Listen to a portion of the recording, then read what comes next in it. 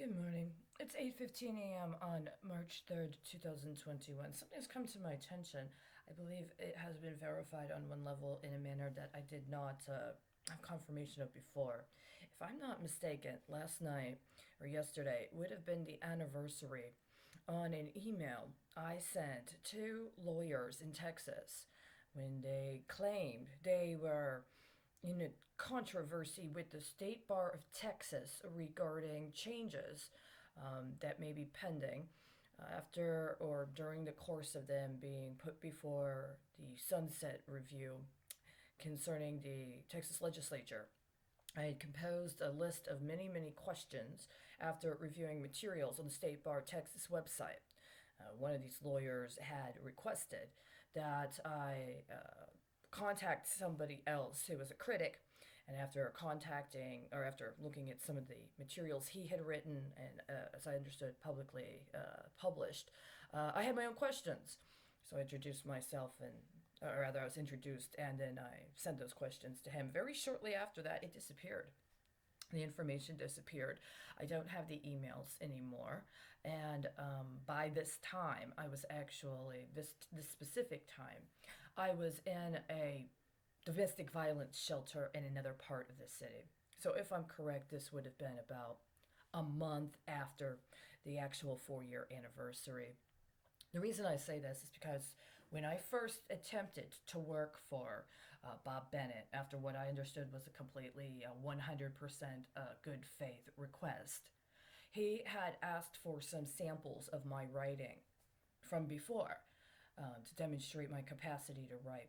And I had provided him with references to articles. One of those articles was published on the Electronic Intifada website.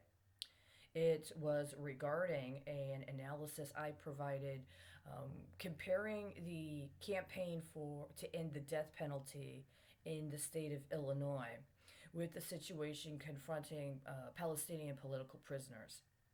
Now, before I came to Texas, I've been dealing with slander associated with my former relationships and with people I used to know.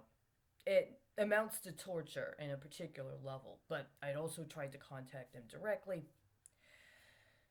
I ended up in Texas. I believe Bob Bennett, and not just Bob Bennett, by the way, but others, thought they'd come up with some ruse associated with that article and or other work I did that they may or may not have access to, and have been attempting to torture me and others using that article and other things I did. I'm concerned that what happened was that that article and works that I'd done prior had been bonded somehow. That somebody else in his network had taken my actual work products and created some kind of finance deals with them and or used them as underwriting or character profiles for developing campaigns for political office, but also for engaging in the development of weapons paradigms.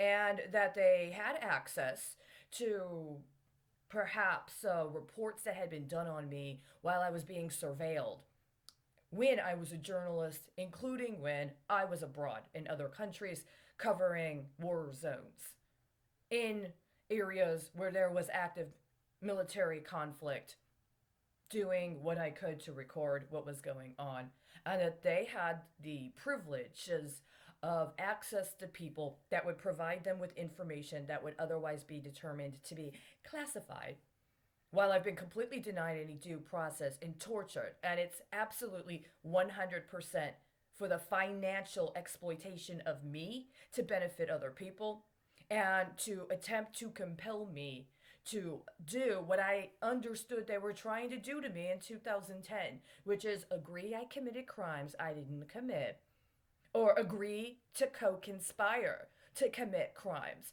along with other people. And I have no way to verify that any of the people I used to know even know that this is being done to them in their names or with their identities based upon anything that I can find online or any communications I've had with them. I honestly believe the people I used to know, that if I were to actually be able to talk to them in person, and that if we weren't in a situation where we were being coerced into creating or participating in some scenario wherein we were supposed to represent somebody else because we're actually innocent and those people aren't, I believe that we would be able to have a conversation. We would be able to figure things out. I have committed no crime. There's no actual justifiable reason to subject me to this, except that the extortion scheme is that comprehensive. And there are other people that have banked their livelihood on disappearing me and being able to exploit me and slander me for some sort of coverage or some sort of other game. And it ends. It's done.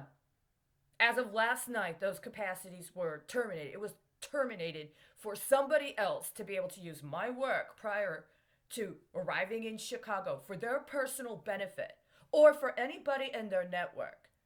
If you're a party loyalist and you thought that once you became a senior or maybe you had a rough spot early in your life and you persevered and now you deserve to be able to exploit me so that you get something at the end of your life, and maybe the way you've done it, at least up until now, has been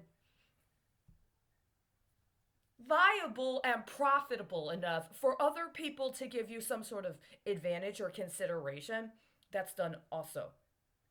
Today, I start a formal process to have everything about me and my life and my prior efforts disgorged from Bob Bennett, his operations, or anything having to do with the State Bar of Texas. My relationship with anybody identifying themselves as being connected to the State Bar of Texas or practicing law in the state of Texas since I came to Texas in November of 2016 has been 100% in bad faith, 100% illegal, and constitutes high crimes. I'm not even going to get into the treason right now or the national loyalty question because that's what I was subjected to while I was homeless and on the street and trying to report, also, by the way, fraud at domestic violence shelters in a heavy democratically sponsored town in Chicago. Understanding, as I did, that at some point the Democrats and the Republicans just swap with each other. And the rest of us, well, if we don't take advantage of what we have at the time to demonstrate a particular kind of party loyalty and continue towing the line the rest of our lives, well, I mean, we're just going to end up with the Bob Bennett treatment when we get down here. I'm sorry, Bob. I'm really sorry if you actually got shafted, but I'm going to tell you right now, it's not what it looks like happened. This is a setup. You set me up. And my concern is that you set up a bunch of other people too. Abramovich? Really? Are you fucking serious? Well, you can't find that one anymore, can you? What you guys did is beyond contemptible. I don't understand what kind of psychology rationalizes that anything about what was done was somehow legitimate. Even if you did all that cocaine with George, I really don't understand. It doesn't make sense, but that's not the point. It's before 8:30. Starting today, there's going to be a formal process of disgorging you and disgorging whoever it was that agreed to co-conspire for anything I had done prior to coming to Texas. It's going on 4 years. There's been nothing close to good faith. Whatever implicit or explicit contract terms existed have been egregiously breached and violated. And by the way, you're in default. You're in big time fucking default. You're in default so fucking huge they kill people in massive numbers in order to try to cover the spread. No, that is not acceptable.